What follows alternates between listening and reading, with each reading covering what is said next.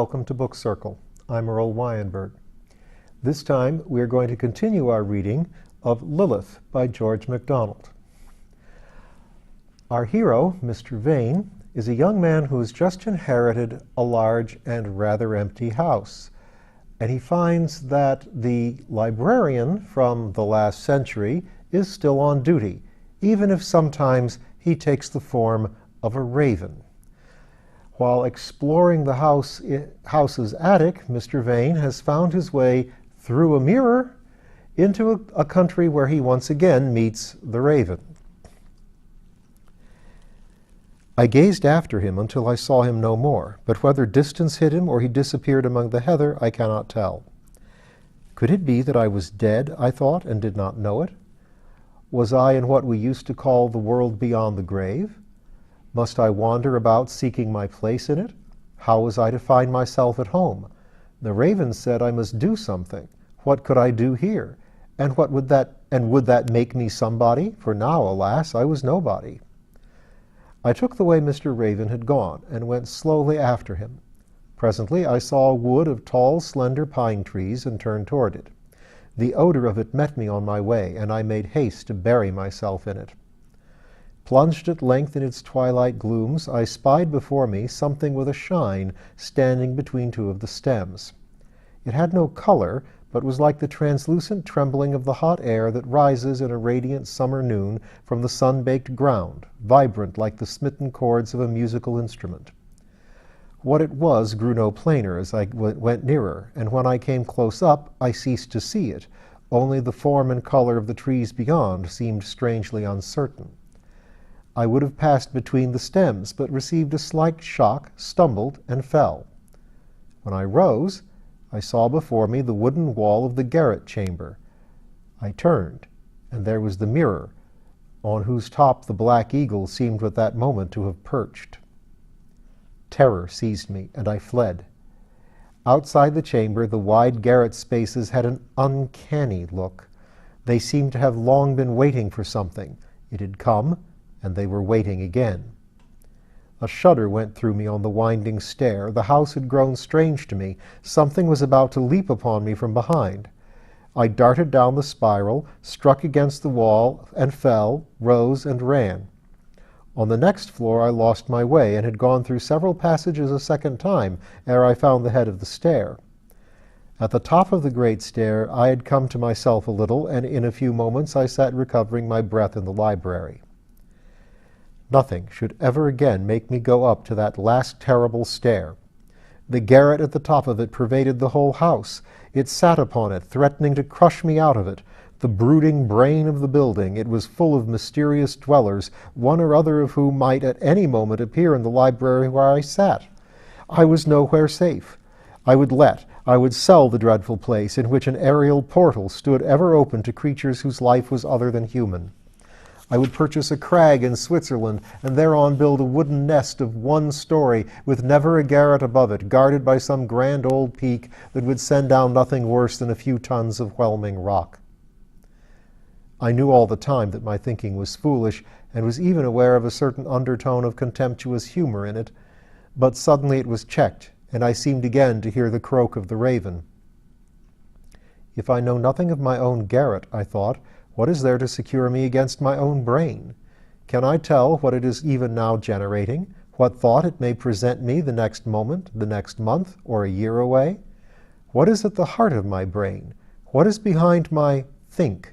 Am I there at all? What am I? I could no more answer the question now than when the raven put it to me Where at, I said, and gave myself up as knowing anything of myself or the universe. I started to my feet, hurried across the room to the masked door, where the mutilated volumes sticking out from the flat of soulless, bodiless, non-existent books appeared to beckon me, went down on my knees, and opened it as far as its position would permit, but could see nothing.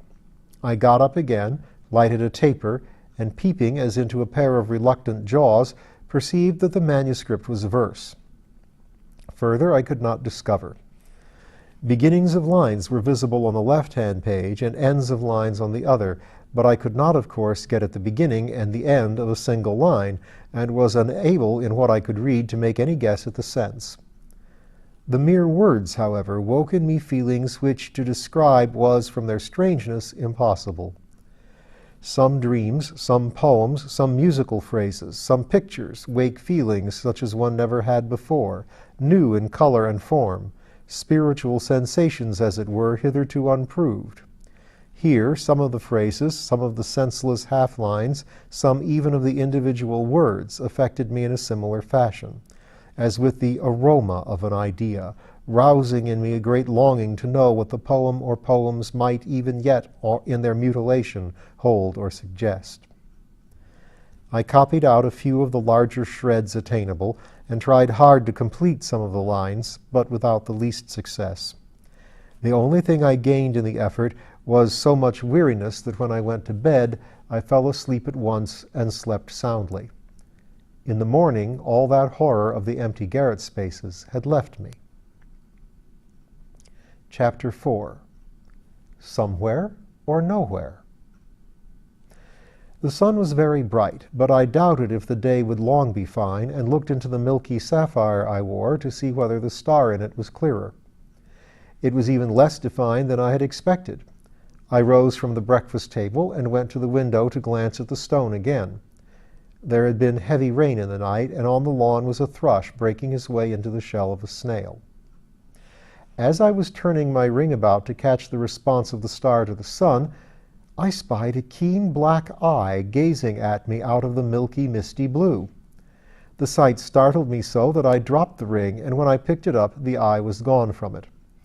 The same moment the sun was obscured. A dark vapor covered him, and in a minute or two the whole sky was clouded. The air had grown sultry, and a gust of wind came suddenly. A moment more, and there was a flash of lightning, with a single sharp thunderclap. Then the rain fell in torrents. I had opened the window and stood there looking out at the precipitous rain, when I descried a raven walking toward me over the grass with solemn gait and utter disregard of the falling deluge. Suspecting who he was, I congratulated myself that I was safe on the ground floor. At the same time, I had a conviction that if I were not careful, something would happen. He came nearer and nearer, made a profound bow, and with a sudden winged leap stood on the window-sill. Then he stepped over the ledge, jumped down into the room, and walked to the door. I thought he was on his way to the library, and followed him, determined if he went up the stair not to take one step after him. He turned, however, neither toward the library nor the stair, but to a little door that gave upon a grass patch in a nook between two portions of the rambling old house. I made haste to open it for him. He stepped out into its creeper-covered porch and stood looking at the rain, which fell in a huge, thin cataract. I stood in the door behind him.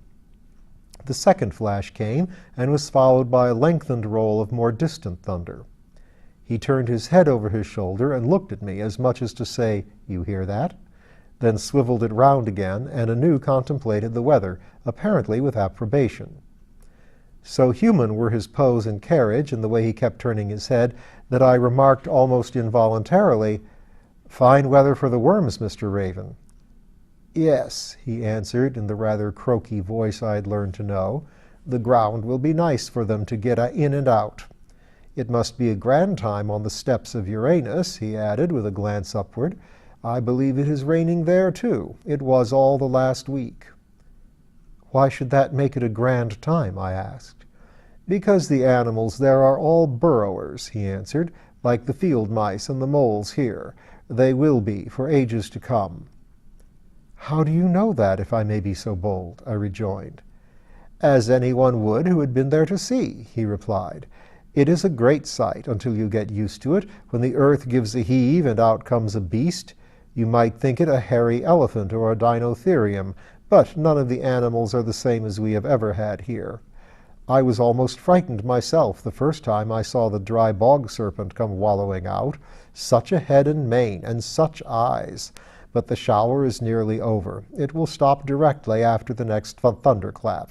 There it is." A flash came with the words, and in about half a minute the thunder. Then the rain ceased. "Now we should be going," said the raven, and stepped to the front of the porch. "Going where?" I asked.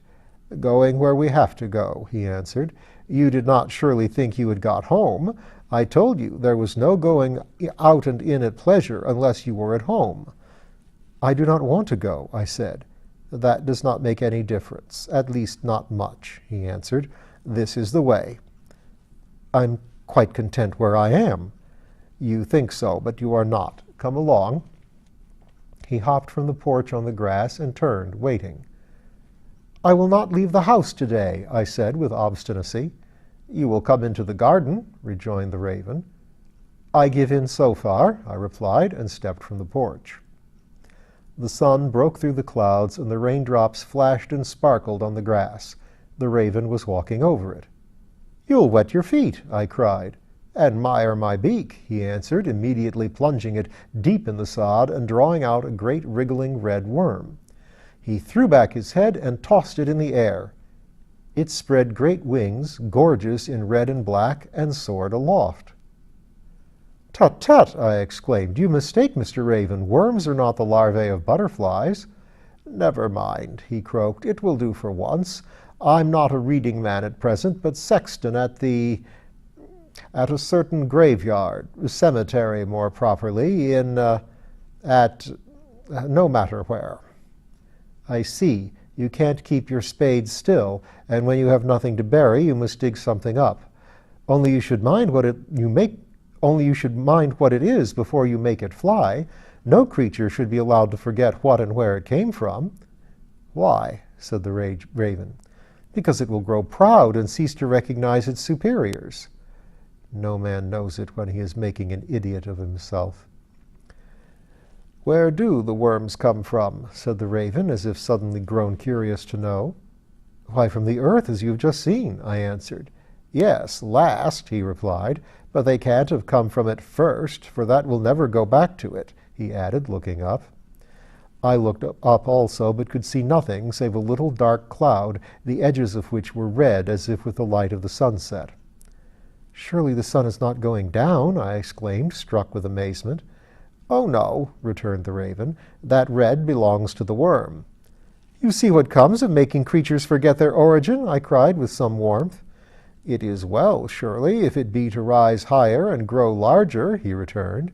"But indeed I only teach them to find it." "Would you have the air full of worms?"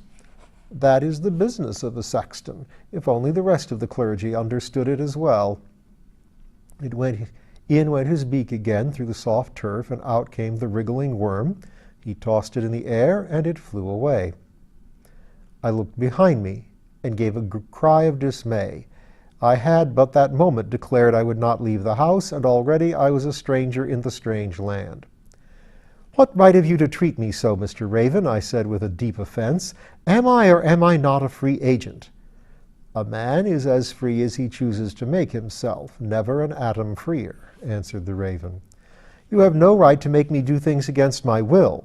"When you have a will, you will find that no one can."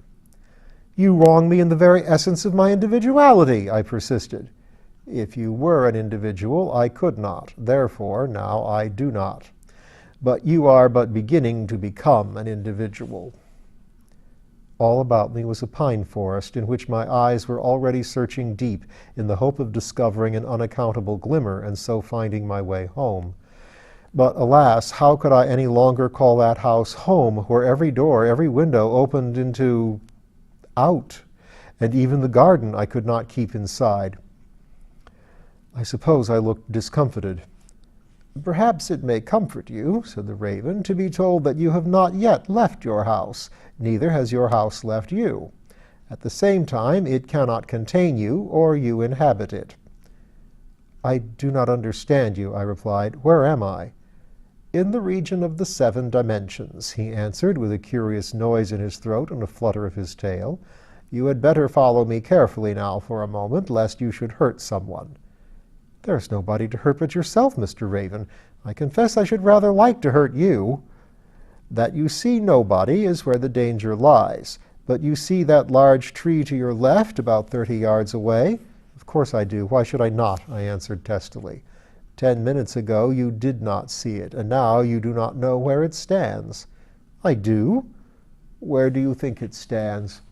Why, there, where you know it is. Where is there? You bother me with your silly questions, I cried. I'm growing tired of you.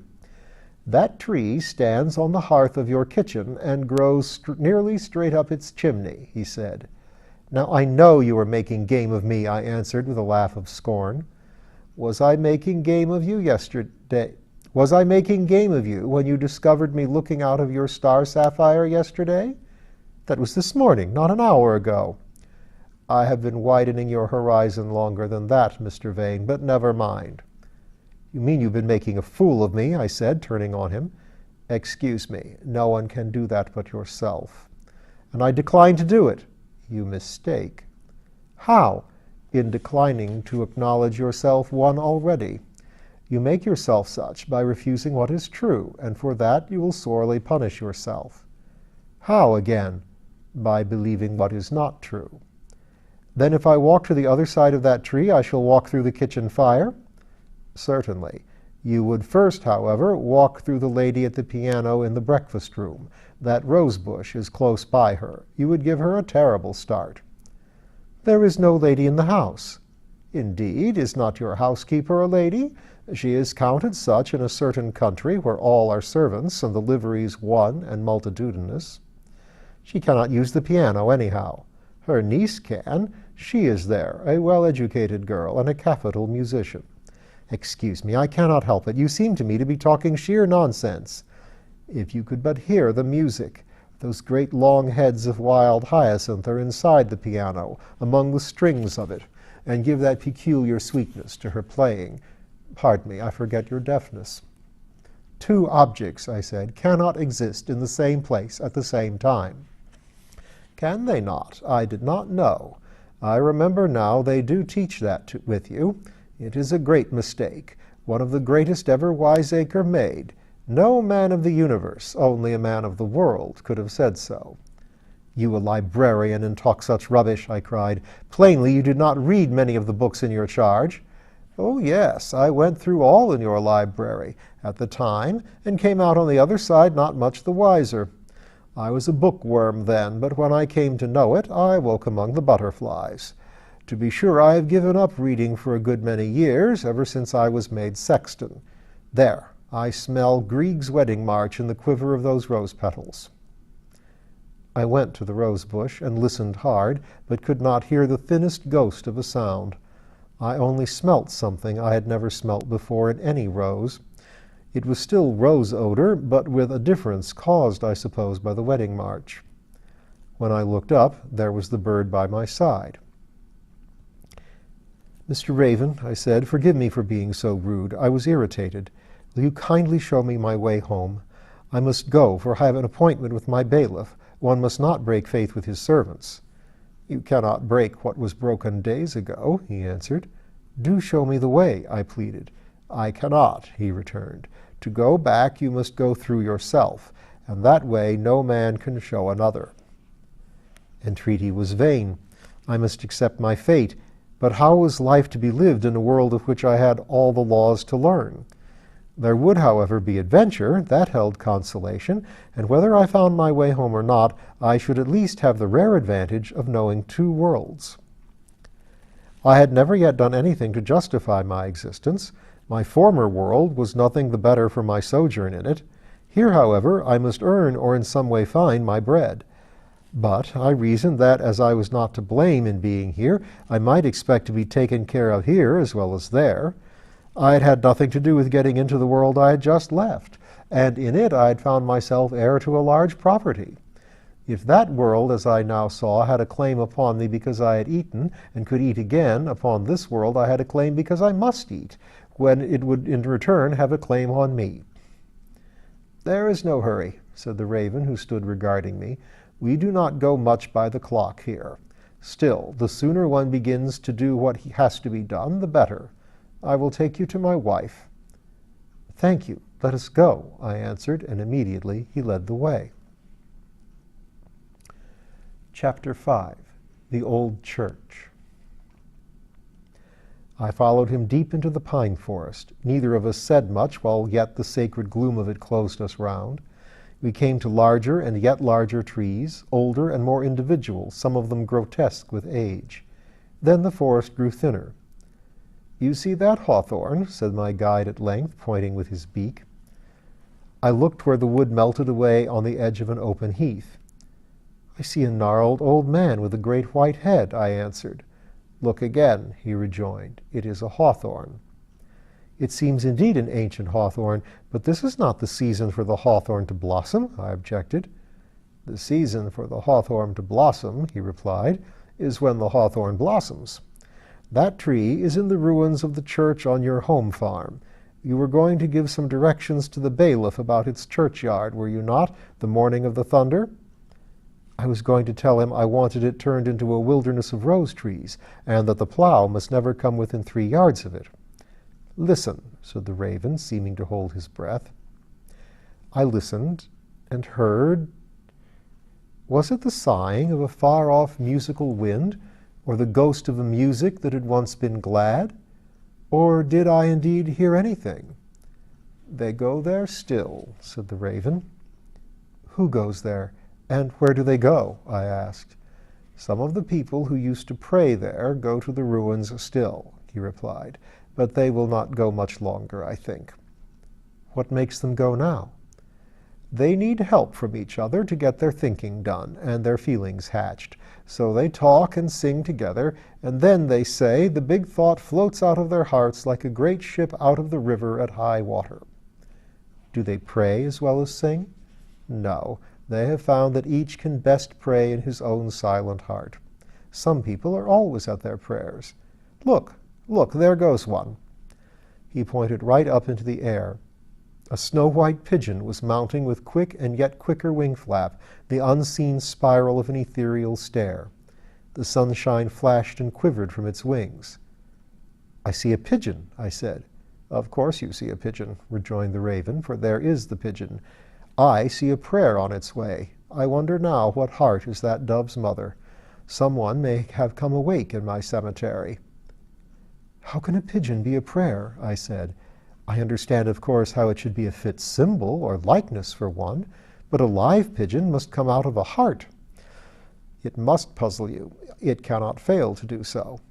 "A prayer is a thought, a thing spiritual," I pursued. "Very true. But if you understood any world beside your own, you would understand your own much better. When a heart is really alive, then it is able to think live things. There is one heart, all whose thoughts are strong, happy creatures, and whose very dreams are lives. When some pray, they lift heavy thoughts from the ground only to drop them on it again. Others send up their prayers in living shapes, this or that, the nearest likeness to each. All live things were thoughts to begin with, and are fit, therefore, to be used by those that think.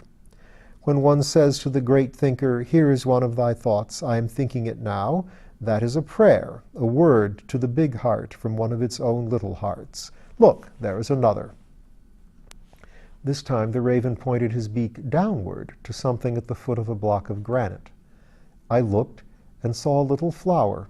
I had never seen one like it before, and cannot utter the feeling it woke in me by its gracious, trusting form, its color, and its odor as of a new world that was yet the old. I can only say that it suggested an anemone, was of a pale rose hue, and had a golden heart. "That is a prayer flower," said the raven.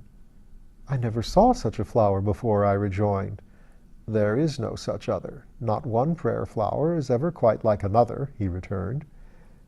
"How do you know it is a prayer flower?" I asked. "By the expression of it," he answered. "More than that I cannot tell you. If you know it, you know it. If you do not, you do not." "Could you not teach me to know a prayer flower when I see it?" I said. "I could not. But if I could, what better would you be? You would not know it of yourself and itself.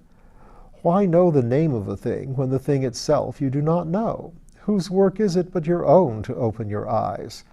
But indeed, the business of the universe is to make such a fool of you as you will know yourself for one, and so begin to be wise." But I did see the flower was different from any flower I had ever seen before.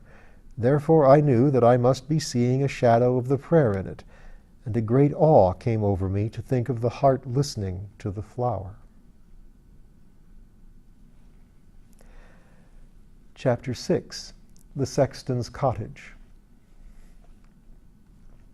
That will be the beginning of the next reading. Thank you.